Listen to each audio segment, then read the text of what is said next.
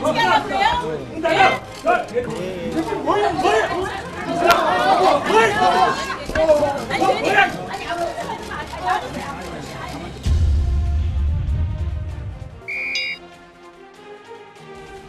자유한국당이 지연 전술을 펴더라도 끝까지 대화의 문을 닫아 걸지는 않겠습니다. 신랄 같은 합의 가능성이 있더라도 마지막 순간까지 포기하지 않겠습니다. 민주당과 그 기생 정당들 자기들끼리 모이는데 무엇 때문에 모이는지 모르겠습니다. 이번에 예산안을 변칙 처리하고 그것이 결국은 통과됐다라는 그 자신감에서 국정을 마비시킬 음모를 하기 위하는 건지 모르겠습니다. 그 음모하는 것은 자기들 마음대로 하라고 하십시오.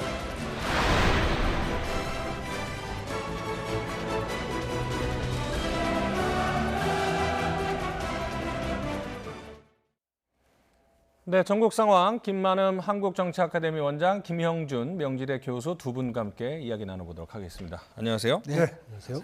자, 이제 어제 새해 예산안이 이제 우여곡절 끝에 통과가 되면서 20대 국회 마지막 정기국회는 종료가 됐죠. 그리고 이제 오늘 바로 임시국회가 소집이 됐는데 어제 상황을 좀 거슬러 올라가면 4+1 체제의 위력을 실감했다. 뭐 이런 평가들이 좀 많습니다. 어떻게 보십니까? 네, 4+1이라고 볼 수도 있겠고요. 네. 수적으로는 다수인 쪽이 결국은 힘으로 정리했다라고 볼 수 있겠습니다. 네. 한국당이 제1야당이라고 하지만은 사실상 소수인 상태에서는 현재 별다른 수가 없었을 겁니다. 거기다가요. 예산안에 대한 대응책이 한국당에서 준비가 없던 것 같습니다. 아다시피 11월 말에 이제 본회의 상정되는 걸로 넘어갔지 않습니까? 네. 그 전까지도 며칠 남았을 때 한국당 입장에서 예산안에 대한 여러 가지 입장들이 정리가 될 건데 네. 그 하루 이틀 전에 필리버스터 전국으로 넘어가 버렸단 말이죠. 네. 그랬을 때 대응책은 대체로 지금 공수처 설치법하고 선거법 개정안에 주목을 해서 이 부분에는 그동안에 어떻게 할 것인지 주목하지 못했습니다. 그런데 9일 날 심재철 신임 원내대표가 이제 새로 이제 출범하면서 바로 합의하는 방향으로 갔지 않습니까? 네. 그리고 나서 11일 날 통과시키겠다라고 했는데 네. 하루 동안에 과연 그동안에 4+1 체제가 해왔던 그런 내용과 여기에다 한국당 입장을 어떻게 관철시킬 것인가, 만약 합의가 안 됐을 때 어떻게 할 것인가에 대한 단계적 대비책도 별로 없이 좀 임했다. 어쨌든 간에 한국당 그런 문제가 있고요. 네. 20대 전국회 마지막이었으면 끝나면서 박수로 조금 마무리했으면 좋을 건데 네. 한쪽에서는 바로 끝나자마자 밤샘 농성으로 들어가는 상황으로 끝나서 굉장히 유감입니다. 자, 지금 이제 말씀하신 것처럼 이제 자유한국당이 반발을 하면서 이제 앞으로 남은 핵심 쟁점 법안이 있죠. 선거법, 공수처법, 뭐 이런 패스트트랙 법안 때문에 황교안 대표가 다시 무기한 농성에 들어갔습니다. 황교안 대표의 발언 들어보시죠. 우리가 똘똘 뭉쳐서 저들의 포갑에 맞서 싸웁시다. 그리고 역사와 국민은 우리의 손을 반드시 들어줄 것입니다.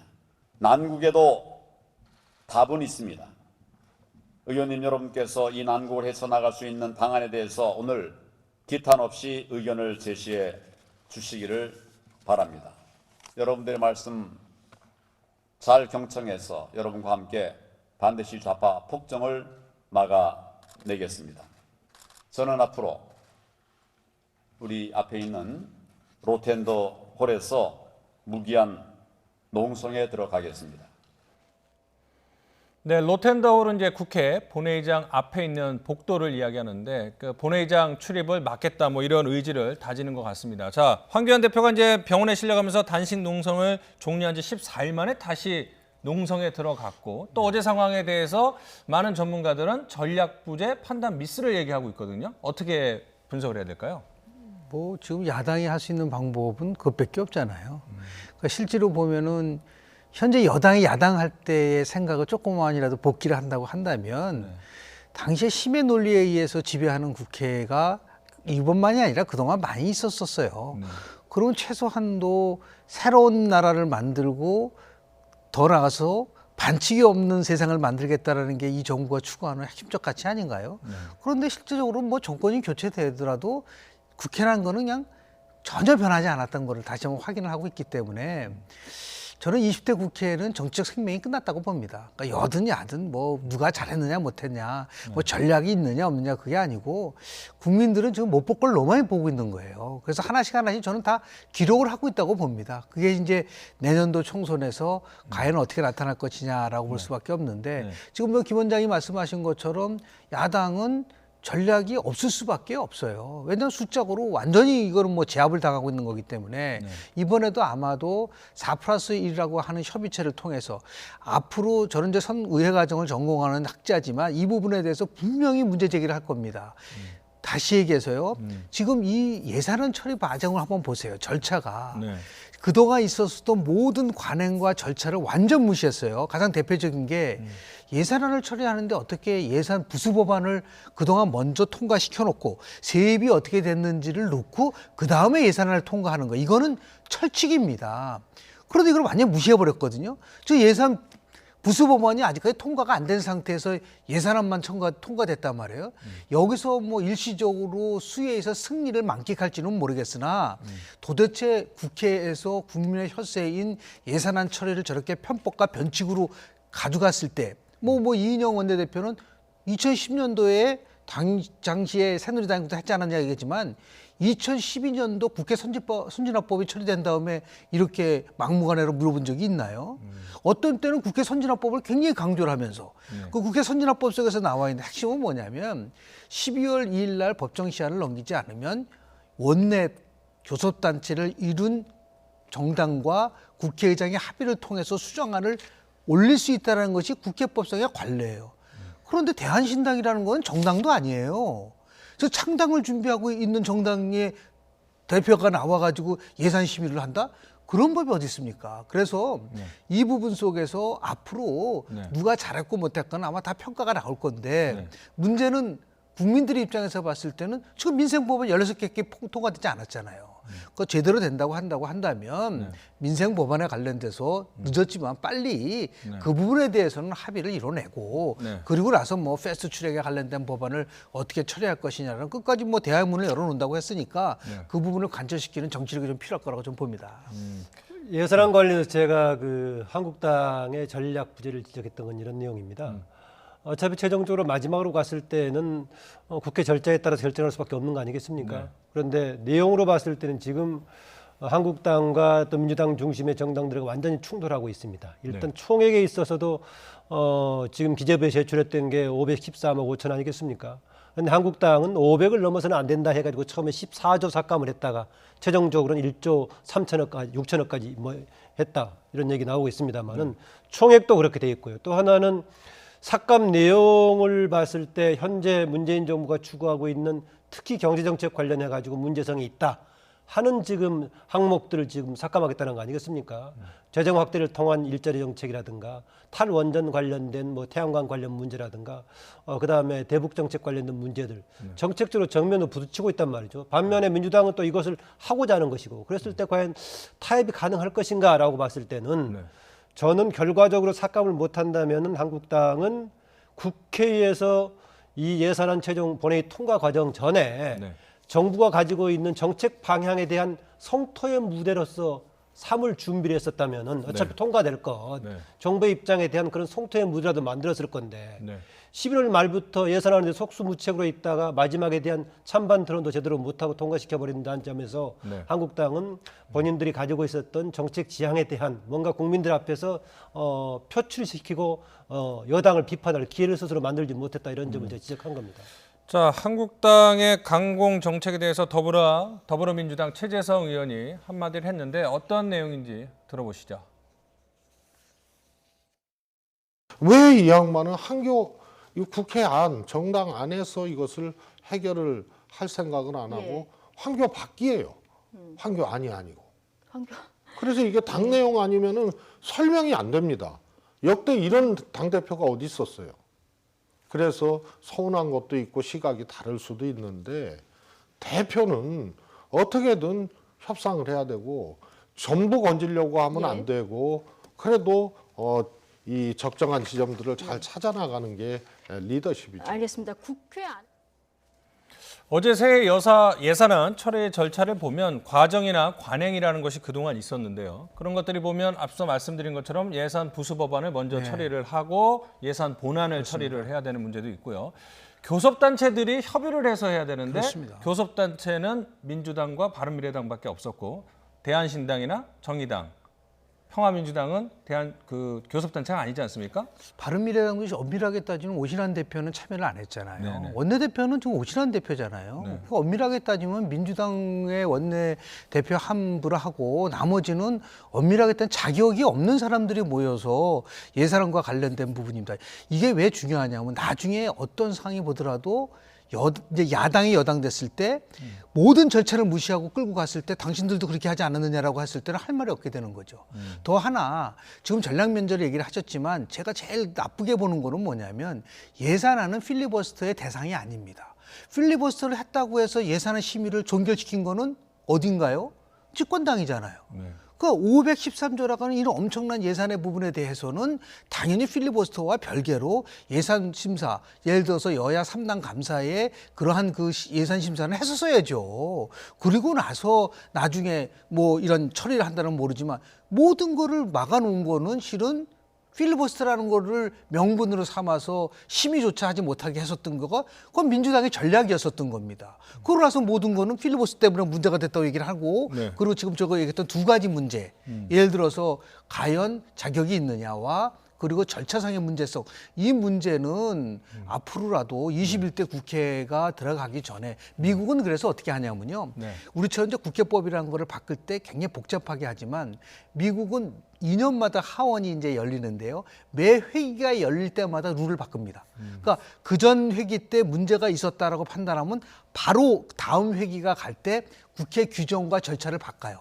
그래서 이제 보다 더 완성적인 걸 가는데 우리는 가장 큰 문제가 제가 국회 운영제도 개선 자문위원회 2년 동안 우리가 연구해서 발표한 것 중에 핵심은 뭐냐면 법으로는 다 있어요. 그러나 그 법을 지켜나가는 절차에 대해서는 완전히 주먹구구식이고 자기네 마음대로 자기적으로 해석하고 이러니까 국회가 힘이 있는 사람은 힘을 밀어붙이고 힘이 없는 사람은 저렇게 뭐 로텐도어 가서 온몸으로 투쟁하게 되는 것이 여야가 바뀌어도 똑같은 일이 반복될 수 없다는 거. 이런 상황 속에서 뭐 21대에 뭐 새로운 인물이 들어가고 용진 뭐 중진이 바뀌고 한다 하더라도 제가 볼 때는 그래서 오늘 원혜영 의원이 얘기한 것처럼 용태론이 중요한 것이 아니라 일하는 국회가 중요하다는 것도 그 핵심은 뭐냐면 국회가 정상적으로 운영될 수 있는 절차를 좀 제도화시키고 따라가라는 말씀을 좀 드리고 싶습니다. 그러니까 이제 법이 잘못된 건 아니고 아닙니다, 그걸 그건. 운영하는 예. 정당이나 사람이 잘못됐다는 얘기인데 뭐 이런 와중에서도 그 힘 있는 정치인들은 자기 지역구 예산 따내는 그런 뭐 관행 아닌 관행은 또 이루어졌더군요. 어제 보니까요. 제가 뭐 지난번에도 그런 얘기 했던 것 같은데요. 네. 지금 11월 넘어가면서 아마 내밀하게 지역구 관련된 예산들은 챙겼을 거다라는 얘기 한 바 있습니다. 네. 지금 이제 심의 지금 화면에 나오고 있다시피 예결위원장 맡고 있는 김재원 의원 한때는 소위의 특위위원장이 직접 참여하겠다는 논란도 불러일으키기도 했었는데 네. 결과적으로는 100억 가까이를 추가로 했단 말이죠. 네. 나머지 여당 의원들은 물론 많고요. 심지어 우리가 야당 의원이라고 불참했던 것처럼 간주되는 의원들도 상당수가 좀 그렇게 했고요. 사실은 우리가 또 모르는 게 뭐가 있냐면요. 여당이든 야당이든 기재위 관련해서 좀 힘이 있는 의원들은 기재위에서 예산 편성 과정에서 또 지역구 사업을 사실 반영합니다. 잘 아시겠지만 그래서 기재위에서 국회로 예산안 넘어오면은 그때부터 우리 지역 예산 이만큼 편성돼 있다고 자랑을 합니다. 그런 점에서는 이미 의원들 계열 문제는 들어갔다는 생각이고요. 좀 지나간 얘기 같습니다만은 심의 절차 관련해 가지고는요. 저는 아까 너무 4+1을 민주당이 강조하면서 마치 이것이 교섭단체를 대표하는 기구처럼 한 것은 민주당이 잘못했다는 생각입니다. 그러나 교섭단체 중심에 심의할 수 있는 기간은 이미 11월 말로 끝나기 때문에 거기에 합당한 접근을 준비하고 한국당이 하는 게 맞았다는 생각이 좀 들긴 합니다. 그리고 아까 김영진 교수 지적했다시피 논리적으로라든가 실리적으로 봤을 때 관련 부수 법안을 먼저 하는 게 맞긴 합니다. 물론 과거에도 상황에 따라서 부수 법안을 먼저 한 적이 있다 확인합니다만은 어쨌든 간에 세입이 결정돼야 세출을 안고 있는 예산안 결정되니까 그 순서는 맞습니다. 여기에 대해서 이제 야당에서 국회의장에서 문제를 지적하긴 했습니다. 국회의장은 나름대로 국회 효율적을 운영을 위해서 불가피했다라고 얘기하는데 여기에 대한 비판은 받을 수밖에 없는 그런 내용입니다. 앞으로라도 네. 당연하게 예산안 편성하면은 수입에 대한 규모가 확정이 돼야 예산을 확정하는 것이기 때문에 네. 순서로 봐서는 부수 법안을 먼저 하는 게 맞다. 이걸 바꿨던 알겠습니다. 것은 잘못됐다라고 네. 보입니다. 저는 핵심은요. 저보다 더 중요한 게 있습니다. 지금 이제 50명의 예결위 특위가 있고 그다음에 개수조정 소위가 만들어지고 안 되면 여야 3당 소소위가 만들어지는데 왜 예산 내용에 대한 것들을 투명하게 공개 안 하냐는 겁니다. 그러니까 저는 이 부분에 대해서는 분명하게 문제 제기를 하고 국민들이 알 권리가 있다. 여야 4+1 협의체가 보통 수정안을 만들었다는데 도대체 어떻게 만들었는지를 모르잖아요. 그리고 그 이전에 여야 3당 간사들이 모여가지고 자기네 지역구라든지 포함해서 실세들 다 챙겼던 거 부분들 이런 부분들을 분명하게 투명하게 만들어 놓은 법을 국회법상 만들어 놔야지 국민들로 하여금 무엇이 잘못된지 알 수 있는데 이 부분에 대해서는 여당도 눈 감고 있습니다. 편하니까. 그러면서 다른 정당을 향해서 뭐 이 합의안을 했느니 안 했느니 이것만 따지지만 국민들의 입장에서 봤을 때는 여야 모두 다 세금 도둑을 한 거죠. 그렇게 당당하다고 한다면 어떤 내용으로 무엇을 합의했는지에 대한 4+1의 협의체가 모였었고 여야 3당 간사가 합의했던 내용이 뭔지에 대해서 한번 국민에게 내놓아 봐라. 그렇지 않으니까 국민들이 지금 조사를 해보니까 10명 중 8명이 20대 국회가 잘 일하지 못했다라고 평가받는 주된 요인이라고 볼 수 있습니다. 예. 자, 그러니까는 그동안 그 거대 정당들의 협상을 밀집 야합이라고 비판했던 소수 정당들도 네. 사실은 이번 깜깜이 예산 편성에 참여를 했다라는 비판도 나오고 있는데, 자, 이번에는 총리 후임 얘기를 한번 넘어가 보도록 하겠습니다. 자, 청와대가 이낙연 총리 후임으로 김진표 의원에서 정세균 전 의장으로 바꿨다, 방향을 바꿨다 이런 얘기가 나오고 있습니다. 네, 계속 김진표 의원 차기 총리 이렇게 계속 거론이 됐었는데 일부 또 진보 진영에서 비판적인 의견도 나왔고요. 네. 본인은 또 항변하고 그동안에 우리나라 경제 개혁 정책의 중심에 항상 본인이 있었다라고 김진표 의원은 오히려 이제 설명을 하고 있죠. 그런데 김진표 의원 본인도 이번에 이제 본인이 하지 않겠다라고 이제 직접 표현을 하니까 네. 지금 화면에 나오고 있는 정세균 의원, 국회의장을 했던 정세균 의원이 거론이 되고 있습니다. 지난번 이미 초기에도 정세균 전 의장이 거론돼가지고 이 자리에서 그런 얘기 했던 적이 있습니다. 우리나라에서 총리와 국회의장을 과거에 한 적은 있다. 정일권 총리라든가 백도진 총리 등이 한 적이 있지만 그 사람들은 총리를 한 다음에 나중에 국회의장을 했던 바이지 국회의장을 하고 나 총리한 적은 없죠. 그게 서열 관계 때문에 그러는데요. 우리나라의 법으로 정해진 것은 아니지만 서열로 보자면은 총리가 국회의장이 대통령 다음이고 그렇죠. 총리는 3부 요인 다 뺀 다음에 헌재 소장 다음에 이제 가는 것이니까 그런데 과연 갈 수 있느냐라는 겁니다. 네. 그런데 저는 뭐 상황이 이러다 보니까 경우에 따라서는 지금 초유의 경험을 말리는 정세균 전 의원이 갈 수도 있겠다. 물론 오늘은 뭐 그쪽 상관없이 지역구 열심히 하고 있다는 얘기를 합니다만은 최종 결정되는 단계면 갈 수도 있다라고 봅니다. 문재인 정부에서 사실은 당 대표했던 사람이 우리가 일상적으로 보자면은 그보다 훨씬 좀 아래급이라고 볼 수 있는 장관으로 지금 내정이 돼갖고 가는 상황 등이라고 본다면은 과거의 직책에 뭔가 등급을 따라서 움직일 소지도 있어 보이긴 합니다. 더구나 워낙 지금 인사 문제라든가 청문회라든가 이런 것 때문에 골치 알아왔던 문재인 정부여서 또 그런 안정감 차원에서 지금 정세균 지금 전 국회의장이 나머지 지금 검증 과정에서 문제가 없다면 그대로 가지 않겠나 생각이 들긴 합니다. 자, 이제 말씀하신 것처럼 이제 국가서열로 본다면 국회의장이 훨씬 더 높다고 봐야 되겠죠? 그렇죠. 2위죠, 2위. 예. 그리고 국무총리는 5위로 돼 있기 때문에 2위가 5위 할 수 있냐. 저는 그거는 굉장히 형식적 논리 같고요. 아마 그때 우리 김 원장님이랑 같이 얘기를 했을 것 같은데요. 몇 가지 사항 때문에 정세균 카드를 청와대가 굉장히 깊이 고려하는 것 같아요. 집권 후반기는 경제입니다. 이 경제를 어떻게 살리냐는 것에 대해서 그래도 경제 경험도 있고 우리 정세균 의장이 이제 그런 면에서 봤을 때는 상당한 나름대로의 장점이 있는 거죠. 그 쌍용그룹의 임원까지 지냈었고 또 나가서 통합에 대한 문제, 이제 집권 후반기를 가져가면요. 지금의 갈등 구조보다도 더 치열한 갈등 구조가 나올 수밖에 없다고 한다면 이걸 통합으로 끌고 갈 수 있는 나름대로의 정치력이 이제 필요한 것이고요. 또 대통령은 엄밀하게 따지면 많은 대권 후보를 갖고 싶어 합니다. 그런데 일단 국무총리에 가게 되면은 또 다른 대권 후보가 하나 생기는 거예요. 이낙연 후보도 총리도 뭐 총리 되기 전까지는 뭐 대권 후보로 거론되고 있지는 않다가 잘 하니까 이제 대권 후보가 된 것처럼 부분들이 있고요. 또 가장 중요한 거는 인준 투표를 해야 되지 않습니까? 본회의장에서.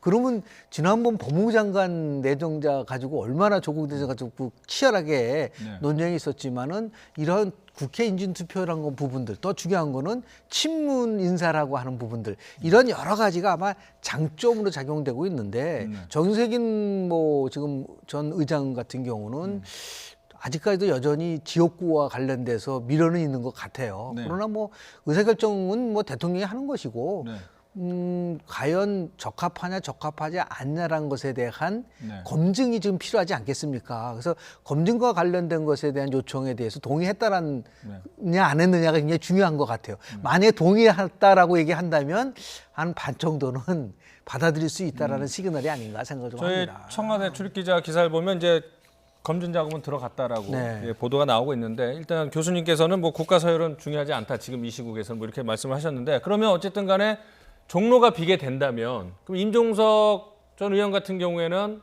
비서실장 같은 경우에는 종로를 정세균 의원 때문에 포기를 하지 않았습니까?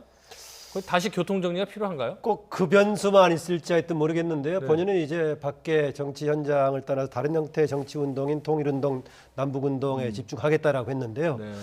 또 정치라는 것이 본인은 그렇게 했어도 주위 상황이라든가 여당에서 이렇게 요구한다라고 되돌릴 수도 있겠죠. 뿐만이 아니라 지금 정치권에서 여러 있고요. 심지어는 가장 직접적으로는 전임 총리인 이낙연 총리가 또 그 자리도 갈 수 있는 것이고 여러 가지 상황이 있을 수 있겠죠. 예. 이낙연 총리가 과거에 있던 고향에 전남지역으로 돌아가는 것이 아니라 여러 가지가 있기 때문에 꼭 그 자리가 만약에 빈다고 했을 경우에는 임종석 전 실장만 있는 것은 아닐 겁니다. 그리고 정세균 의원, 정세균 전 의장이 현 단계에서는 나중에 어떻게 될지 모르는데 만약에 총리하고 관련된 발언을 본인이 쉽사리 했을 경우에는 상황이 뒤틀렸을 경우 모양도 안 좋은 거죠. 그래서 현 시점에서는 종로에 전념하는 걸로 아마 얘기를 해야 될 겁니다. 알겠습니다. 자, 마지막으로 이낙연 총리가 어쨌든 내년 총선에 출마를 하려면 1월 16일까지 사퇴를 해야 되는데 지금 정세균 전 의장이 될지 아니면 다른 후임자가 나올지 모르겠지만 시간상으로는 좀 촉박하지 않을까요? 그렇죠. 그래서 뭐 유임설도 나오고 있지 않습니까? 그래서 결국은 결정은 어떻게 될지는 모르겠으나 아직 굉장히 미묘한 당내에 있어서의 기류가 있어요. 이런 부분인 거죠. 그 정치적 상상력을 동원한다면 만약에 이낙연 총리가 유임하지 않고 나와서 총선에 가서 지금 김 원장이 말씀하신 것처럼 종로 같은 데 가서 당선이 되면은요. 아마도 끝나고 나서 당의 모든 기류는 이낙연 쪽으로 줄서기가 될 가능성이 굉장히 크다고 보는 거죠. 이 부분 이제 대통령이 혹시 이러다가 조기 레임덕이 오는 게 아닌가? 항상 집권 3년이 끝나면 한국 정치에 공통적인 게 있습니다. 반드시 집권당에는 현재 권력과 미래 권력을 충돌해 왔어요. 그러니까 미래 권력이 현재 권력을 그냥 지금같이 다른 생태에 가는데 이것에 대한 부담감도 있을 수 있고 또 이해찬 대표가 내가 끝까지 책임지고 가겠다라고 하는 부분도 있을 수 있고, 그러니까 안에 그 상황은 굉장히 복잡한 기류가 흐르는 것 같은데요. 뭐 고도의 정적 판단을 좀 하고 이것이 가장 심플한 거는 뭐 이럴 수도 있겠죠. 뭐 유임을 해서 4월 총선까지는 가고 그 다음에 교통정리하겠다라는 총선 결과를 보고 알겠습니다. 그렇게 하는 부분도 있을지 않을까 생각을 그런데 합니다. 권력의 이동을 우려하는 쪽만 볼 것이 아니라요. 역대 집권 여당의 행태를 보면 집권 초반에는 대통령의 무조건 뭔가 뒷받침하기 하다 보니 존재감이 없다가 중반 넘어가면서 한편으로는 미래 권력도 있고 한편으로는 미래 권력의 기반 역시 또 집권 여당이 되는 것이기 때문에 당이 살아서 움직인다는 차원에서는 좀 긍정적으로 볼 측면도 있습니다. 알겠습니다. 자, 나이트 포커스는 오늘 여기서 마무리 짓도록 하겠습니다. 두 분 말씀 고맙습니다. 네, 고맙습니다.